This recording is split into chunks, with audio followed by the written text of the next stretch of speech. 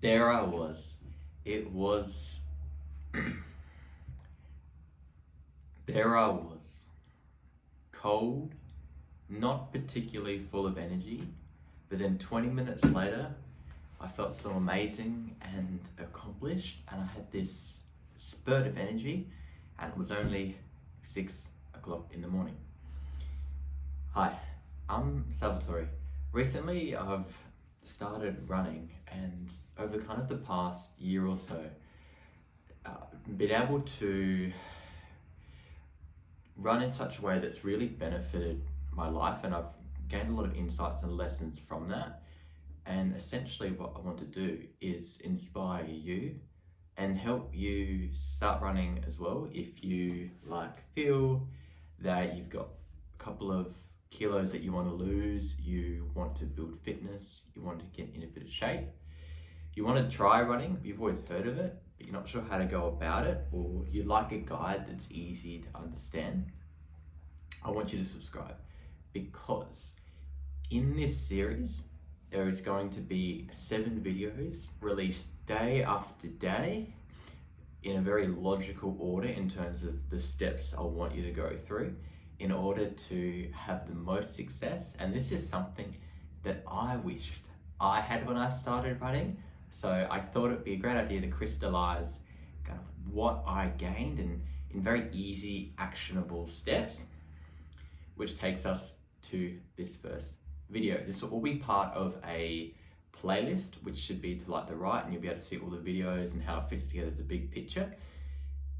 But this is the first video in the series. And now, if I kind of said to you, I want you to go running tomorrow morning, you might be like, okay, cool, I'm excited to go running. Or you are you sure? I'd rather run after work. And see, that was kind of that's kind of where I was at for a while.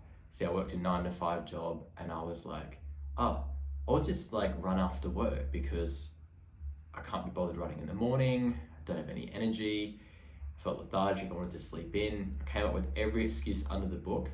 And what this resulted in was me only running after work a handful of times. But what happens when you get back from work after a long day?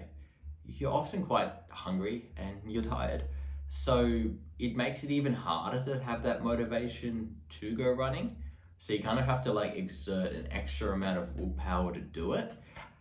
And even if you do, the chances of you doing it again, it's kind of a lot harder, which is kind of why I want to explain and shift into what I started at the start of this video, or shared, was such that I want you to build the consistency. I want to help you with this video to get you to that point that will make it easier to start running, and start running in the morning, right? See, the thing is,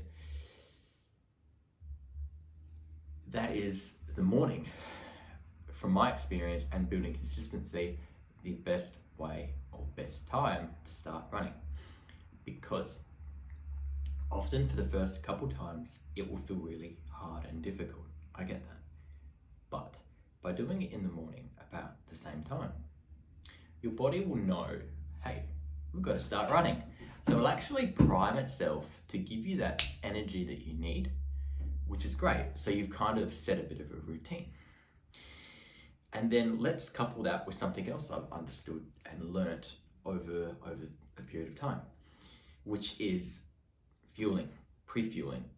You might be thinking, okay, cool, I'm just gonna get up in the morning and I'm gonna go run, right? And maybe I might eat before and I'll start running, or if I'm hungry, it should be all right. Okay, let's break that all down and slow down. I can understand that you're probably excited to, upon hearing this, get into it. You've probably got a burst of energy, but I want you to channel that into a bit of a ball and then kind of concentrate it, right? Like a kamehameha, right? So that's how I see this. I want you to kind of contain that. Why is that?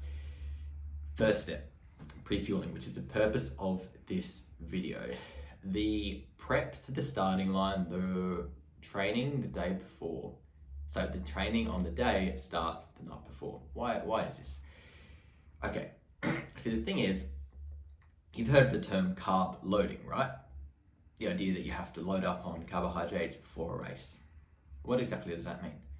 Okay, I'll explain this to you so it's really easy to understand and why it's important, and I'll give you some tips about how to do that. Okay, so the thing is, we've got muscles all around our body, right? And those muscles take food in the form of carbohydrates. So starting from the beginning, when we eat food, say carbohydrates, they go to through our body, absorb the nutrients, ends up in our gut, and then eventually the liver and a couple other processes convert those carbohydrates into glucose, and that glucose gets stored in our muscles as glycogen. And this glycogen, almost like a battery, fills up our muscles, right? So then when we need energy, those muscles release that stored glycogen, which gets basically, the form of glucose gets released, giving us energy to do what we need to do, right? So that's kind of why I want to start you in terms of this series with the night before, the carb loading.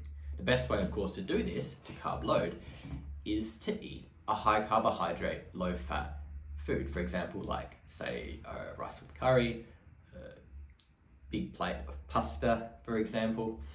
These are the couple of things that come to mind, because the thing is, the reason I say low fat is because in terms of exercise and pumping the blood around your body to deliver oxygen, the oils or the excess fat from the night before will lead you to feeling sluggish and lethargic, in the sense that the blood won't be able to circulate as well, and the oxygen will get a bit sticky and gluggy. But if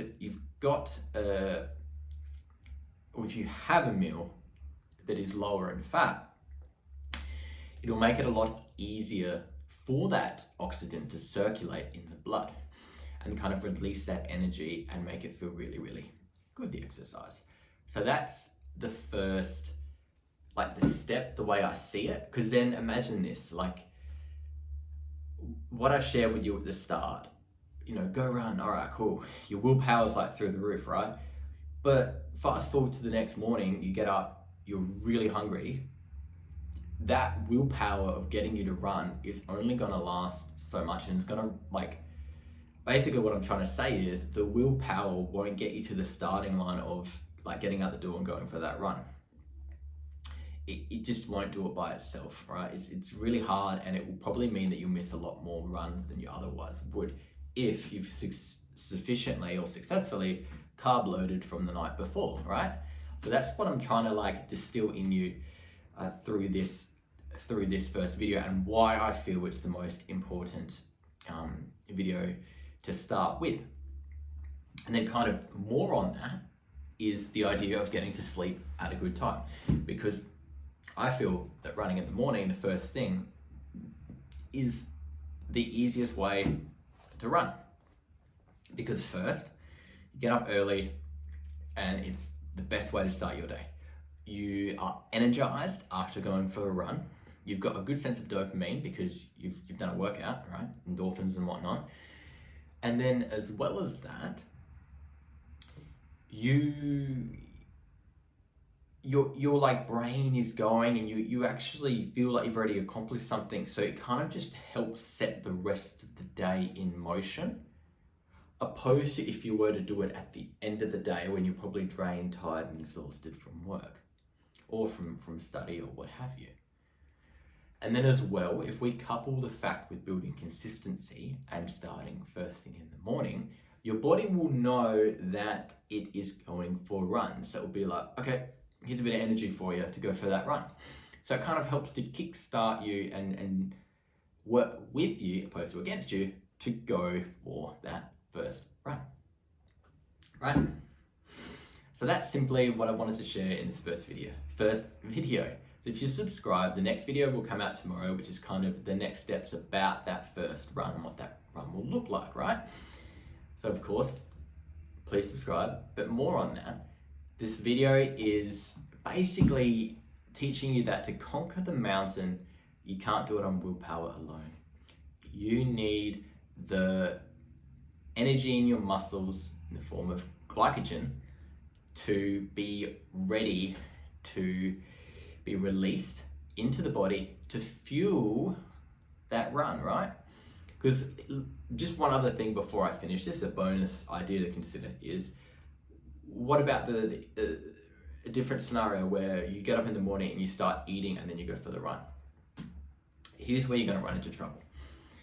If you start eating, your body is going to have to digest that, meaning it will have to divert blood to your gut to do so.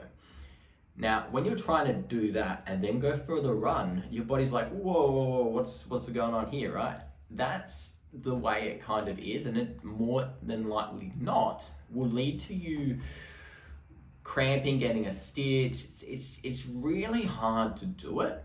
I mean, you could have like say half a banana maybe, but even then, like, your body's still going to have to digest that. But if you're perfectly, fueled up from the night before, then you just go, right? Because you have enough glycogen to get it done. That's what I'm trying to get at with this, and why I recommend you following what I'm suggesting in this, right? So that way you can conquer the mountain more consistently and conquer life. Conquer mountains, conquer life.